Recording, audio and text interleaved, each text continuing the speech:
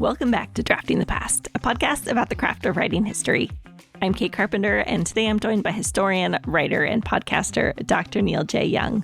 Thanks so much for having me. It's great to be with you. Neil has been a prolific writer in venues like The Atlantic, Slate, the Los Angeles Times, and many more, a contributing columnist to the HuffPost and The Week, and he's also one of the co-hosts of the terrific history podcast, Past Present.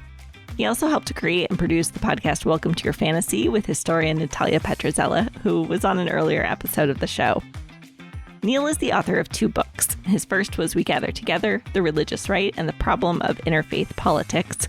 And his new book out this year is Coming Out Republican, A History of the Gay Right.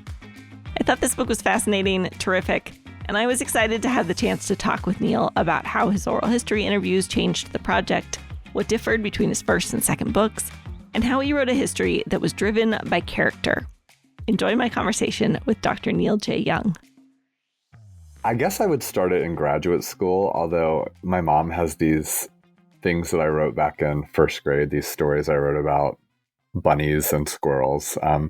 So I always loved writing, and I think in a lot of ways always knew I wanted to be a writer. But really in terms of the career, obviously doing a PhD in U.S. history was sort of a foundational moment for becoming a public writer. And as I was writing my dissertation, I became very fortunate to get to start doing freelance writing. I started writing for Slate as I was finishing up my dissertation. And it was so exciting because, on one hand, you're writing this dissertation that feels like it'll never be done. And only when it is done, only 5 people will read it. And then I wrote this piece for Slate that ended up happening. And I pitched it, and it was published within 48 hours. And it was the number one emailed article on the website for a day. And they paid me $400. And I remember not being able to sleep that night. I mean, it was just filled with electric energy. And it was so wild to think that I'd written something that people were reading and responding to. And so I continued, down that path of being in academia for quite some time, and then continuing to do freelance writing. And as I transitioned out of academia, ultimately, I had almost probably a decade of having written for public audiences during that time period, which became sort of the foundation for the work that I do today. Well, let's talk about all the practical stuff first. When and where do you like to do your writing? I am a morning person. I love to be in my seat as early as possible. And sometimes that's as early as 6 a.m. because I'm really not effective after noon. And so one of the things I've really realized is if I can get in my seat, or when I get in my seat, ideally before 7 a.m., I can get 4 to 5 really good hours of work done when I'm really in that sort of book writing mode. So that tends to be the ideal form of this, and one that I really keep to, I think, for most of a book writing schedule. But, life happens, right? And then other things, force you to adopt different methods. But ideally, I'm a morning writer. I'm someone who sort of opens up my laptop before I've really done anything else. And so I think a lot of what I've discovered about what works for me is to sort of get into the writing before I can start resisting it. And the earlier I do it in the day, the better prepared I am for sort of holding those voices at bay that I think become more and more pronounced over the course of the day, and that just sort of make me weary and make me really self-conscious about it. So I am a morning writer. And do you write at home? I do write at home. I usually sit at a desk, but I often write in bed. I write a lot in bed.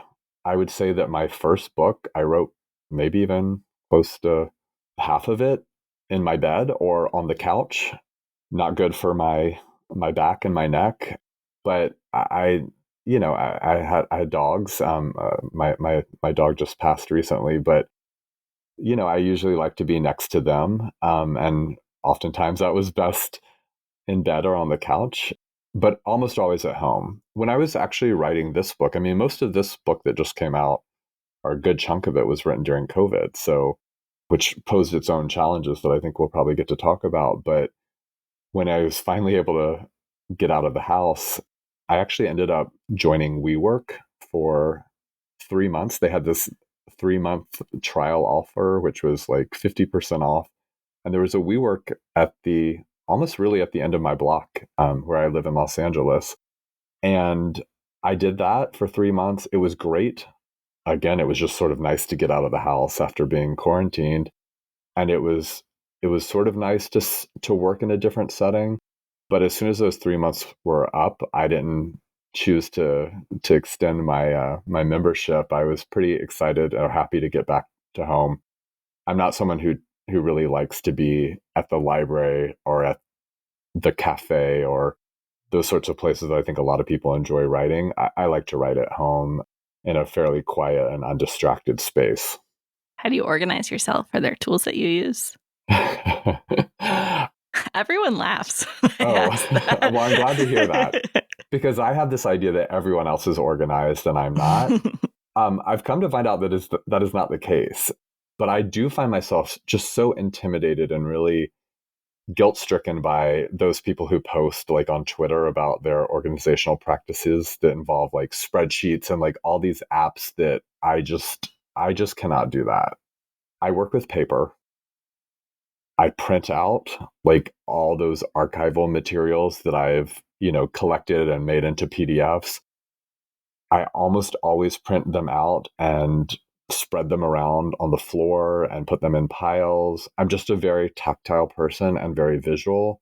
And so for me, the computer is really challenging in those ways. I like to get the documents out on the floor. I like to highlight. I like to put stickers on them, to move them around. But all of that feels like something I have to do sort of like intellectually for my mind to process the stuff. But there feels like there's like just these high inefficiencies in that. But it's the system I've worked with for 2 books now, and I don't know that I will change it. I always wonder if those sort of organizational habits of like documenting what all your documents are and creating spreadsheets and creating tables and like, cross-referencing in them. On one hand, I feel like, oh, well, that would be a really orderly process by which I could retrieve materials really quickly. But it also seems like that's a lot of time that's spent doing that. And so I guess I've just decided to stick with, the particular trade-offs that I'm familiar with of like, okay, I do waste a lot of time trying to track down that document I read 3 days ago and it's somewhere in this pile, but I'd rather do that. And I also think that there's something, it keeps sort of a spirit of discovery through the whole process, because as you're looking for that document that you have in mind, you also find that other document that you'd forgotten about. And I don't know, I sort of like that, or at least this is what I tell myself, that it allows for that continual like experience of discovery and serendipity that I think, is important in writing. Where in your research process do you like to start writing? Well, I would say ideally, and this is how I really felt like I did my dissertation, which became my first book, is get all the research done and then write. When I was writing my dissertation, like you go away for a year, you go to all the archives, you come home, you like go through the stuff, and then I wrote the dissertation, and then that dissertation got pretty dramatically expanded into the first book. So there was like another big round of research, but it felt like, all right, okay, I figured out all the other things I want to research, go out and do it, collect all that. Okay, now start writing again. That's how I would have loved to do this most recent book, but again, COVID. And so that threw a wrench into all sorts of different aspects of the process of this. But, I had that experience where I had done enough research in the archives to write the proposal that sold the book. And we got a first draft of the proposal written, I would say, about March 15th of 2020, and then spent, the next 2 or 3 months revising it and getting it ready to go out to editors as the world shut down. And even then, not knowing when archives would open back up. And it took a long time for my archives to open back up. And so I knew, because I had a book deadline, that I couldn't just sit there and wait until I had access to archival material again. And so I had to start writing. And a lot of things made that possible. I mean, I'd collected a decent amount from the archives. Also, like a lot of the stuff wasn't tied to archives. I could do, all the online newspaper research and stuff. And then also God bless them, there were a lot of archives where I wasn't looking at a major collection, but, a handful of documents or a folder or whatever. And I just emailed all those archivists, and, they were wonderful to digitize those materials and send them. So it was not the sort of linear process that I had always done before and that I think I still would want to stick to. But it was, the sort of back and forth process that, something like a global pandemic necessitated. It did make me feel like I was out over my skis a lot of times, especially early on, because I felt like I was writing about things I barely knew, and also knowing that I needed to consult these huge archives to answer a lot of questions that I was having in the writing. But, it was the process that I had to work with, given what was happening in the world. Then what does your revision process look like? So I'm someone who heavily, heavily edits as I write. I have always written this way. I cannot move forward if I'm not really happy with a sentence. And so in a lot of ways, I feel like I'm writing and revising always. And I've always wanted to be that writer that just like spits everything out on the page and then cleans it up. I cannot do it. My mind doesn't work that way. So I feel like writing and revising are one and the same. That said, obviously you write something, you hand it off to other people, you step away from it, and then there's revision. So I feel like it's both a process of writing in itself, and then it's also a stage of writing. In this particular example of this book, I had the great fortune of having a writing accountability partner through it, which is a good friend of mine, Rebecca Peoples, who we had shared an office years ago when we both taught in the Princeton writing program.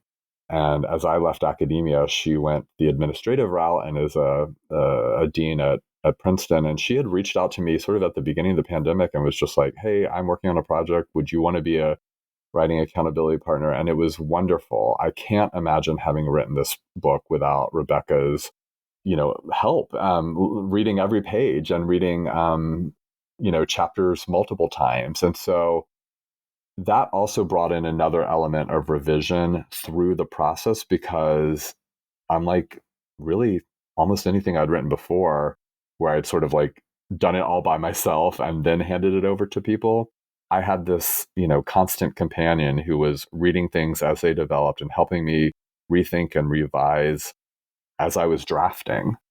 And then obviously then I had a full manuscript that then went off to anonymous readers who gave feedback and who initiated like the official revision process, pre-publication. But this felt like a book that was sort of in that constant process of revision in a way that like was so reassuring, really.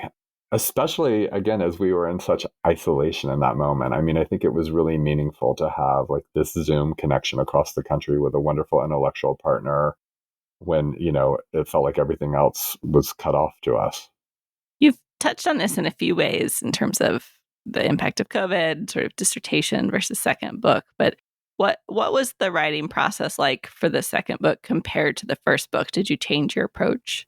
Yeah, that's a great question. I mean, I'm not an academic anymore. I certainly straddle, or at least keep a toe or two in that world, having left now a decade ago, officially from academia. But that first book was, the dissertation expanded. It was the book project that I was using to, try and get tenure track interviews and job offers that never materialized, and certainly was envisioned with as an academic, as someone who was making a contribution to like an existing body of scholarship that was like hopefully to be a type of project that were I to get that tenure track job could, help me on the pathway to tenure. But like that's not my life anymore. And this project was very much intended for as broad and general an audience as possible, even as I wanted it to be rooted in the same sort of archival work and scholarship, but to have a different sort of feel to it, to have a different just sort of narrative arc to it, to have, again, a much wider audience. And, there was a moment where I was writing a chapter and I was hating it. I mean, I was just hating it. And I realized partly why I was hating it was because, like, on page 2 or 3 of this chapter, I had entered into this 4-paragraph historiographic like section where I was like, some scholars have argued this and others. And I was just like, Neil, you are not doing that anymore. Like, cut all of this. And I ended up reducing those 4 paragraphs to like 1 sentence to sort of situate a reader. And like, people have argued this sort of stuff before, like, but that's all you need to know. Unfortunately, that moment was pretty early on in my writing where I just realized, like, nope, a lot of the work here is the same. A lot of the skills you're using are the same because you're a historian, but you're also writing a book that you want to operate differently in the world. And so you got to let go a lot of the things and you got to emphasize other things if this is going to be that different book project that you have intended. You mentioned having worked at the Princeton Writing Center teaching writing. Did teaching writing affect the way you yourself write? I think yes, in the sense that one of the things that the Princeton writing program, and this is for listeners, it's the one required course that Princeton undergraduates take. It's sort of like, decades ago was known as freshman comp, but very much re-envisioned for sort of interdisciplinary age. I think one of the things that we focused on a lot in the Princeton writing program was something we called motive, which was a concept I don't think I'd ever had explicitly articulated before to me or have really thought through. But it was this idea of like, what is the purpose of this? Like, what is the intervention this essay is making?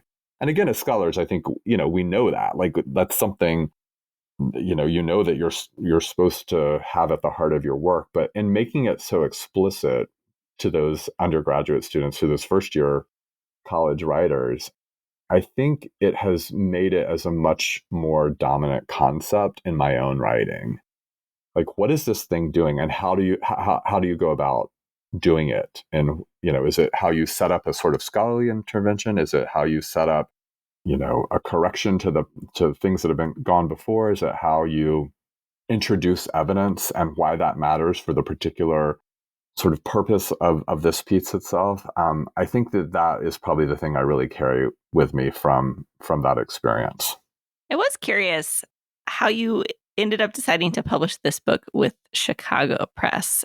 I know that they have a trade arm, so it's not just an academic press, but especially as someone who is no longer working in academia, what was kind of the path that led you to Chicago for this book? Selling this book was challenging, in large part because we were doing so in the fall of 2020. It was not that there ever, certainly not recently, great times in book publishing, but it was a really challenging moment. And so it took a while to find a home, and we had wonderful, wonderful responses from everywhere it went. But just, a lot of people passed on it.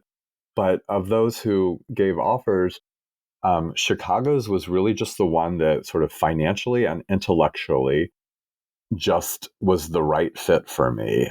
They made a really strong offer with, just the deal itself, but also it was a real meeting of the minds in terms of what I saw this project wanted it to be, and even more than what I had imagined it to be. And so I think that that's a wonderful moment when an editor can see it as even bigger, having bigger potential than like the writer itself maybe has in mind or has envisioned for it. I think, you get really focused on the project, and in some ways your vision of it becomes a bit bounded by like the things and so it was wonderful to work with Tim and for him to have this like really expansive notion of all it could mean. And of course, Chicago, I was working with the trade arm there, and they've done such wonderful projects that I really, really admire, especially in the last couple of years. And so I felt very honored to be among that really accomplished list that they've put together there. And they also really promised to tend to this book in a way that meant a lot to me. and that I think, isn't really always the case at a lot of places. So it took a while for it to find the right home, but then when it did, it felt really meant to be and really special. And it continued to be the case over the entire process of writing and revising the book on its way to publication. I asked Neil to read an excerpt from Coming Out Republican so we could talk about his approach to writing in more concrete detail. Here's Dr. Neil Young reading from Chapter 1 of Coming Out Republican. In 1928, Dor Legg moved to New York City. He'd just finished a master's degree in landscape architecture. He arrived just in time to experience the tail end of the city's boom. The Great Depression, brought about by the Wall Street crash 1 year later, meant his design work quickly disappeared. Legg then found employment with the new public urban planning projects in the city and on Long Island, but the Republican in him could never bring himself to support the New Deal, even if it had kept him above water. When FDR came on the scene and said, "My friends," Legg later recalled, "I thought, really?" New York was nevertheless an electrifying place for homosexuals in the 1930s. One historian has described the city as providing an immense gay world where, in its numerous speakeasies, cafeterias, restaurants, Harlem drag shows, and Broadway musicals, gay men could cautiously gather and connect. Legg dove right in. He met other like-minded men at Child's, a restaurant underneath the Paramount Theater that served as a boisterous and freewheeling hangout for homosexuals. Even in the relative freedom New York afforded, he kept tight control of himself. Tall and lanky, with a horseshoe of hair that circled his bald top, Legg always dressed in a conservative suit and tie and maintained a masculine manner. The plain-looking Legg had little patience for the effeminate and flamboyant queens who were part of New York's gay underworld. He wouldn't send up flares, as he described the way some men signaled to each other, and he detested the unseemly whoops some groups of homosexuals brashly made as they paraded down the streets. He worried that their shenanigans and gender-subversive behaviors risked detection by law enforcement. Those concerns, however, didn't keep him from attending a handful of drag balls in Harlem, where he met several black friends and lovers. Their accounts of the prejudice and discrimination they experienced gave Legg new insight into his own condition. I, too, was a member of a stigmatized group, he later realized. Legg's careful self-presentation was not enough to keep the eyes of the law off him. When he returned to Michigan in the mid-1940s to care for his ailing father and manage the family business, his public outings with attractive black men drew police attention. The Detroit cops began surveilling Legg, as they did many men they suspected of being homosexual. They finally arrested him on a charge of gross indecency 2 years after Legg's father died in 1947. Legg, the libertarian, was outraged that the police would spy on a law-abiding citizen like him, furious that the government would try to interfere in his private life. Did not the "Don't Tread on Me" of the rattlesnake flag, he fumed, mean anything anymore? He had his answer. When the news of his arrest got out, Legg's church suspended him, and his landlord threatened to kick him out. Legg didn't wait around to see what else was coming. He packed his bags for Los Angeles. Well, you've talked elsewhere about how you really wanted to write a character-driven history here. This passage, obviously, is a great example of character coming through. How did you keep that focus on character in your narrative? I think, it was one of those things that I constantly reminded myself is like the people have to come first, and their stories and their biographies really have to be the way that you set up the chapters, you set up the arguments, you set up how this book moves through all its material. And in a lot of ways, that was actually a little bit easier in this project because so many of the people I was writing about have never been written about before or hardly known at all. And so in a way, like I had to learn about my characters in such contrast to like my previous book, where I'm writing about folks like Jerry Falwell and Pat Robertson and Ronald Reagan. And a lot of times you can sort of take it for granted what you know and therefore what the reader knows, and maybe let a lot of the sort of character and biography drop away. That wasn't the case here. I had to learn about who these folks were. And in doing so, I understood time and time again how their biography was fundamental to the work that they did. And I just think that made it really easy to kind of keep the characters forward here. And I began almost all of my chapters with some sort of biography of a different person. I mean, I guess not all of them, but a lot of them, especially the early ones. I was listening to another podcast, the Undiscovered History podcast, and you talked a little bit about how oral histories were really important to those projects. How did doing those interviews shape your writing here? They shaped it a lot. I was nervous to do oral histories. I think, as a historian, part of why I picked this line of work is I want to go into a quiet basement archive and look at documents. And, it feels nerve-wracking to reach out to living people and to ask them to talk about their lives. But it actually ended up being really, really wonderful here and actually fundamental to this project. I mean, I could have written this book without interviewing anyone, but I think it was substantively different because I did. Because, so much of this history has been barely documented. And even in looking at these wonderful archives that I was able to look at with just thousands and thousands of pages of documents, I was looking at meeting notes and correspondence and, diaries, and especially with the sort of organizational materials, like there's such great evidence there, but the richness and the sort of the details, they're not there, right? And so, like what sort of issues were being discussed and like what sort of votes, might have come down on a particular issue, that a meeting note can give you. But where did this meeting take place? Or what was it like? What did it feel like to be in that room when you were creating a gay Republican organization in 1978? And what did that mean? And what did it feel like? And, I think of this one particular interview I did with this man, Frank Ricciazzi, who was a really important figure, who was one of the earliest members of the gay Republican organization that was founded in Los Angeles in the late 70s. And he actually was a founding member of the chapter that ended up opening up in Orange County a couple years later. And he told me he went to one of the earliest meetings of this group in Los Angeles. He thinks it was probably the second or third meeting that the club ever had. And I had the meeting notes from that meeting that listed him among the attendees. But again, I didn't know where it took place. And so he got to tell me, well, it was actually in the back room of a leather bar. That's an incredible detail.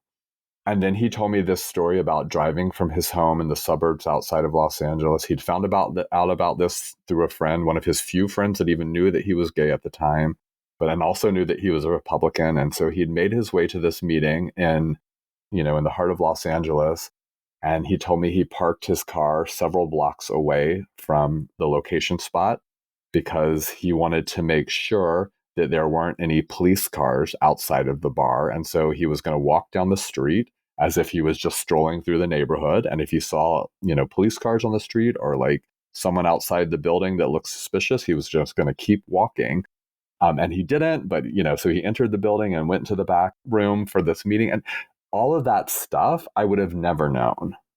But it was so, first of all, that just provided me a wonderful scene to write as an opening section of a chapter. And also, all of those things were important to huge themes I was developing through the book about, fears of government surveillance, of like the incredible risk taking that these men were doing in the late 70s to come out of the closet to begin with, let alone to come out of the closet in order to become politically active and to, have a voice within the Republican Party. And that's the sort of just richness that these oral histories gave me time and time again, as I spoke with these folks. I interviewed about 30 people, and it was wonderful, the sorts of things they could tell me that no written material was going to give me. Did you ask questions sort of in a way to try to get those sort of scene details to emerge, or did they just happen in the course of interviews? I think in some ways, especially early on, I learned a lot by folks just being really, by people telling me things I just didn't expect. And so then I knew other things to ask other folks who came down the line. I think, and especially with the first sorts of people I was asking, it was just sort of like, tell me about where you grew up, tell me about your background, how did you become like politically engaged, like why were you a Republican, how did you get connected to this organization, those sorts of things. And people would tell just the most beautiful, wonderful, rich stories, because it's the stories of their lives, and in that I sort of realized I could ask a little bit more targeted questions with other folks I subsequently interviewed. But I do think from the start I was really interested. I know I asked everyone, like, what did that feel like? What did that feel? That was something I was asking people over and over again from the start, because I knew that wasn't at all captured by the documents I was looking at. And to me, it seemed really important for what I was writing about. Again, the risk taking these guys were involved in, just from the standpoint of coming out in the 70s, let alone becoming politically active. Like, what did it feel like to sit in a meeting with other folks when you weren't out to anyone, but you were now affiliating yourself with an organization that was going to make itself rather public. So I knew those were the sorts of things I needed to ask. But I think I learned a lot through especially those early conversations with people about the sorts of things I should ask to others that I spoke to later on. As you were writing, how did you deal with knowing that the people you talked with would read what you wrote and maybe not always agree with how you had framed it or your analysis? I'm so glad you asked this question, because actually it was a huge concern of mine.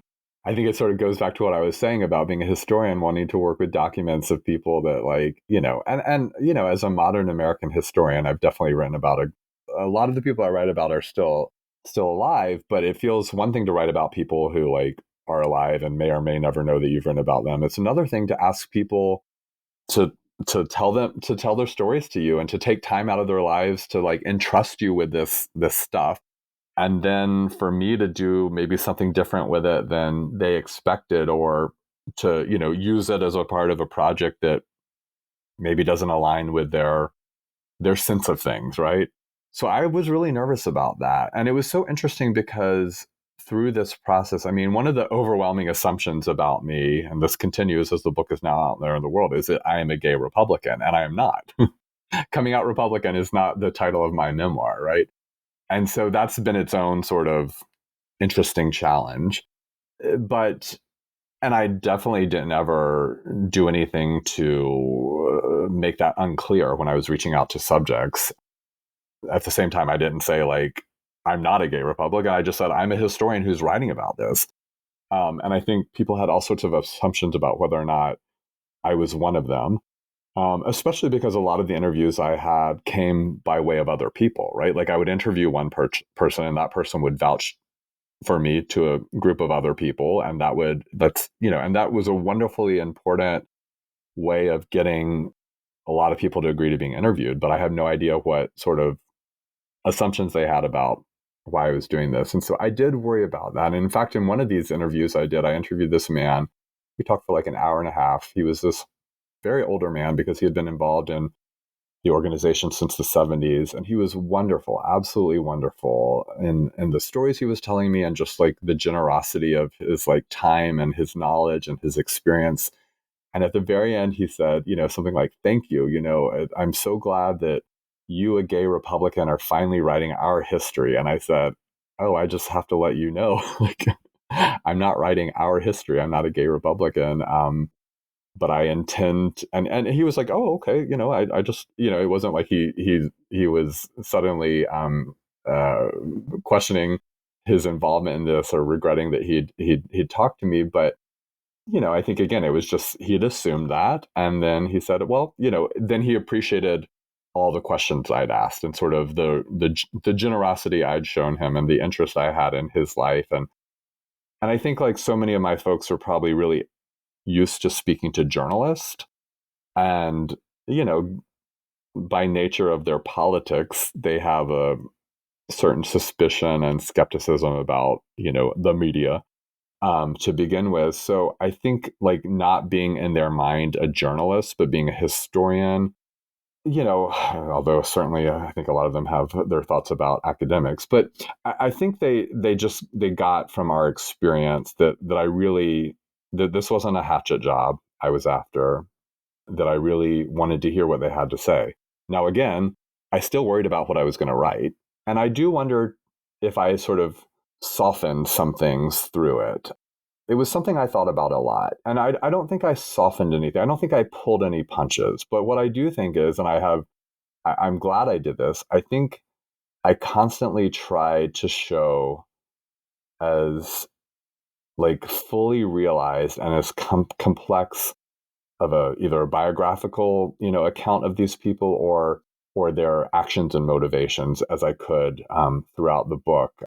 And so I think in a lot of ways that was influenced by having spoken to these people and realizing that, the historical subjects you're writing about are real people, who've lived real lives, and you can disagree with them on so many things, and you don't have to like hide that or soften your argument.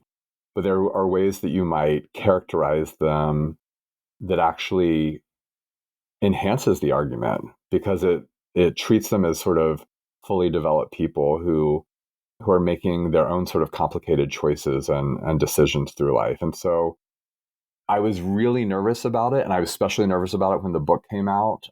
But I think in a lot of ways it's good to have those nerves, because I think, if I hadn't thought about them at all, I don't know that I would feel great about that as a writer and as a thinker, And I was very happy to hear from a lot of them who wrote really wonderful notes to me about how much they appreciated the book. Now, I should say that a lot of the folks I interviewed no longer identify as Republicans. So, I think that obviously shaped their own sort of reading of this. But one of the people I didn't interview, who I wanted to, but we never were able to connect, was one of the more recent presidents of Log Cabin Republicans, which is the nation's biggest and oldest gay Republican organization. And a couple of weeks ago, he tweeted some really wonderful things about the book, and that made me feel good, because I know he's very much still a gay Republican, and I know he sort of represents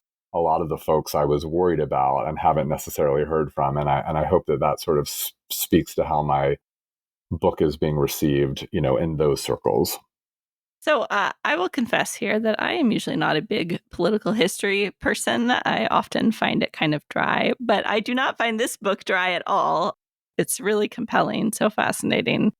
And I wondered if you had sort of specific strategies that you keep in mind when you're writing to make sure that your narrative is really engaging for readers.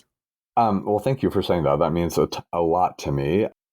I'm I'm someone who writes political history, but doesn't necessarily love the genre myself. Although I think the best of, our political histories tell compelling stories that, introduce us to characters that are memorable and that move us through scenes that are, even cinematic in how we experience them. And I think that was something I really thought about a lot, was like scene setting. There were so many stories that I came across that just really blew me away, that felt so profound, especially because, so much of LGBTQ history isn't that widely known. And I include myself as, even with my PhD in US history and my academic background, like I had to learn a lot in writing this book.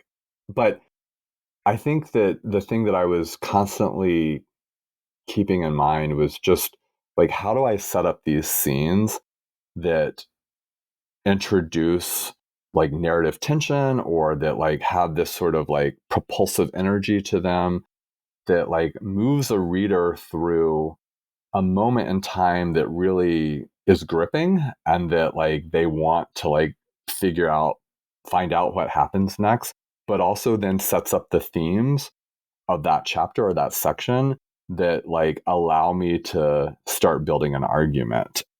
And so that for me was the way I I really went about this, and it was through a process of like heavy revising, of really that section you just had me read, for example, of Dora Legg. I mean, I think it was like four or five paragraphs, and I'm remembering that those 4 or 5 paragraphs came out of like, I don't know, 6 to 8 pages of writing, that I first set down.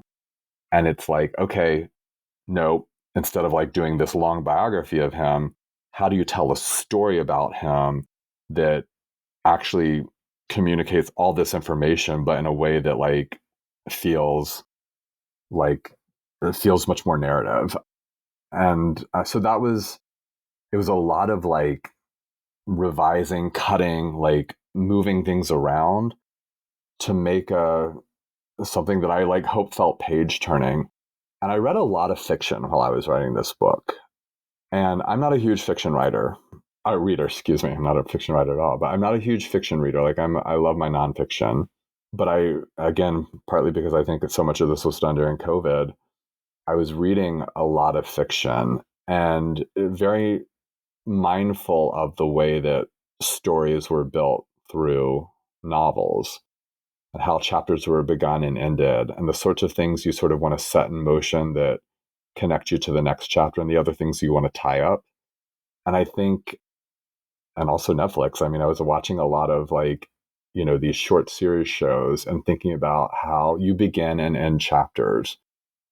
And I'd also benefited a ton from this limited podcast series I made with a couple of friends a couple of years ago about the history of the Chippendales. And we learned so much through that process of, thinking about episodes that I still think about this to this day, of like the way you like introduce something at the beginning to just pull a reader or a listener in, and the way you wrap things up or don't wrap things up at the end of an episode or a chapter to move the reader forward. And so I think, those sort of storytelling lessons of fiction writing and of TV series, I was very mindful of that in this particular project in a way that certainly wasn't when I was writing my dissertation or even my first book.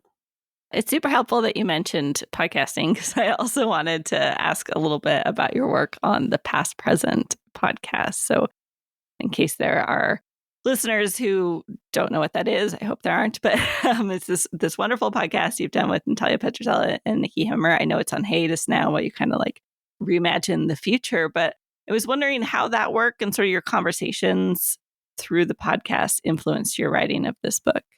Yeah, I love that question. I think it has shaped me a ton. I mean, most especially just my, relationship and my friendships with Nikki and Natalia. I mean, we are always bouncing ideas off of each other. And I think, really testing them out in real time. And so a lot of it is just like, they're the sorts of people that I would share, like, oh my gosh, I just learned this, or like, I'm trying to figure this thing out. And a lot of that's done over text, not necessarily in the podcast, but obviously on the podcast, we were constantly thinking through ideas about politics and culture and American life through the lens of history. And I think to make a sense or to try and understand, especially these last couple of years that have felt so just topsy-turvy and wild in so many ways, I think all of that really helped a lot with the development of this book, because I knew I was writing this book to ultimately come up to the 2022 midterm elections. And, I didn't want it to become I didn't want the narrative and the sort of argument to feel inevitable, right? Like that, like we're all riding towards this inevitability of Trump and Trumpism. And, it's a foregone conclusion. But also there was a lot that was really confusing to make sense of in these last couple of years. And I think that having been involved in Past Present and sort of week to week thinking through how things were developing and shaping up was really, really important to this. I also think that relatedly, we always tried to envision an audience of smart non-historians. Like that's who we imagined we were making this podcast for: smart, well-read people who didn't have PhDs in history. And so how you know, tailor the conversation in a way that is like informative and has the right sort of like historical background, to like allow people to feel like, okay, oh yes, let me remember what, the GI Bill was, or the, Civil Rights Act was. So they have enough sort of like meat there, but also then like, why does that matter? Like, what is it? What's the purpose of understanding this? Like, how does this help us think about like this other issue that's at hand today? That sort of balancing act of bringing evidence and argument together for that particular audience, I think served me really well in doing this book, and imagining a similar audience for my book. As we wrap up, I just want to ask a little bit about your own sources of inspiration. So I know you mentioned novels and Netflix shows. Are there other people or media that you turn to as sort of inspiration or influence on your writing? First of all, Nikki and Natalia are huge influences on me. I love how they write. I think we write sort of similarly but differently, and so they're definitely people who've had a deep influence on me. Kevin Cruz has been, I think, a real inspiration to me, and he's a friend too. But I think in the way that he writes for audiences, is something I think about a lot. And then a writer like Lauren Sandler, who's a wonderful nonfiction writer, who isn't a historian, but who writes these deeply reported books that are like, steeped in evidence, but are always character driven, narrative forward, that have a propulsive energy. She's been a huge influence on my writing. And I think, I would say like The New Yorker is my constant reading companion. And I think that sort of way of writing about sometimes esoteric topics, or topics that may not seem, I don't know, that like wildly popular, but that like through the article, sort of the importance of them is really communicated. And I'm not necessarily thinking about a particular New Yorker writer as much as I just think the sort of bent of that magazine and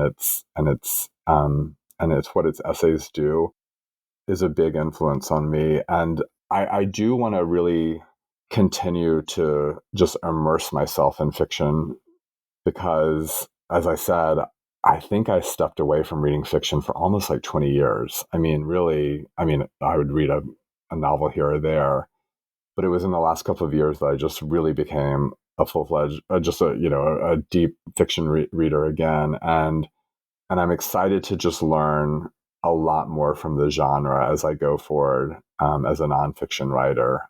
So I would say that those are the sort of influences in terms of particular people and also like types of writing, that have really shaped me. What's the best writing advice you've ever gotten?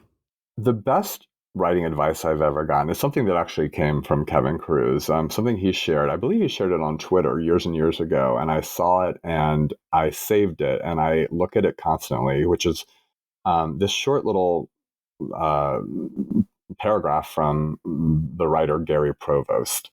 And it might be something that a lot of your listeners are familiar with, but it begins with, "This sentence has 5 words. Here are 5 more words. 5 word sentences are fine, but several together become monotonous. Listen to what is happening. The writing is getting boring." And it just goes on and on. And then he starts, it's about varying your sentences and about creating rhythm and musicality to your writing. And I remember when I came across that, when Kevin shared that, I mean, it was probably more than a decade ago. And I felt it was like one of those times in which I felt like really annoyed by my writing voice. Like I was just sort of sick of it. But I didn't know why. I just remember just being like, I hate, I hate I hate what I write sounds like is actually what I was feeling if I couldn't quite articulate it. And so then encountering this, and I think this was really important as like an academic, because like, I don't know if you feel this way, but I certainly think that what I took out of like graduate school and like my experience as a historian was like, writing these like really long sentences that were like multi-clausal, and it was just like one after another. And so I felt like my writing was like stuck in this in this rhythm that felt so uninteresting, but I didn't realize that. And so that Gary Provost quotation, which people should Google it and read the whole thing, I look at that once a month. And it is a constant reminder of just how our writing really should be a type of music. It should have a musicality to it. We should pay attention to rhythm. We should keep in mind the experience of the reader, which is not just about characters and plot and like argument, but it's also at the sentence level. And when I can get a rhythm of a paragraph, that to me is the best feeling in the world. When you just sort of when you start fixing those sentences, when you start like breaking them up, or expanding them, or, stopping the flow, or like propelling the reader forward through what you're doing with the word choices and at the sentence level. I think that's when the writing becomes exciting. And I love that moment when that sort of starts coming into place. And I also think that like the rhythm and the musicality, like when you're getting it right, I think for me, that's also when I know that I'm getting like the bigger picture of the writing right as well. It's like when everything is really coming together. It's like the argument is now clear to me, like the evidence is lined up. And because of that, I can create a reading experience that does all those things, but that moves a reader forward in this like great energy that sort of ebbs and flows and builds over the course of the page and through the section. I think about that. I mean, I read that quotation, I would say probably once a month. I think about that idea every time I sit down to write. So Coming Out Republican is out now. It is terrific. I hope it finds a massive audience. I know you have some other fun projects in the works too. Is there anything you're working on that you want to talk about before I let you go? Well, I won't say exactly what it is, but I will say that Natalia and I are writing a book together, which is wonderful because I love collaborative work. I think it is the most exciting thing to engage someone else's mind intellectually over the course of a project. And we obviously have a long history of working together and a great friendship. And this has been really, really fun for us getting this project up and running. And the proposal just went out to editors. So like I'm feeling highly, superstitious right now and don't want to say much more than that to jinx it. But hopefully we'll be able to say a lot more really soon when we have a book deal in place. But it's like a different project for both of us, but one that I think is also really tied to a lot of the things we've done. But yeah, I'll say more hopefully very soon. Cross your fingers for us that we have a book deal to make this really official on the sooner side. Absolutely. I can't wait to have you both back on the show to talk about how that project comes together. So Wonderful. We will look forward to that in the future. Dr. Neil Young, thanks so much for joining me on Drafting the Past. Thank you. This was such a great conversation. I really appreciate it. That does it for this episode of Drafting the Past. Thanks for listening. You can find links to all of the books and other things we talked about in this episode at draftingthepast.com, where you'll also find transcripts for each show. You can also sign up for the Drafting the Past newsletter, support the show on Patreon, and you can always send me an email, kate@draftingthepast.com. If you enjoyed this episode, please share it with a friend. Your word of mouth recommendations are the best way to help the show grow. And if you have a minute, please leave a review on Apple Podcasts. Until next time, remember that friends don't let friends write boring history.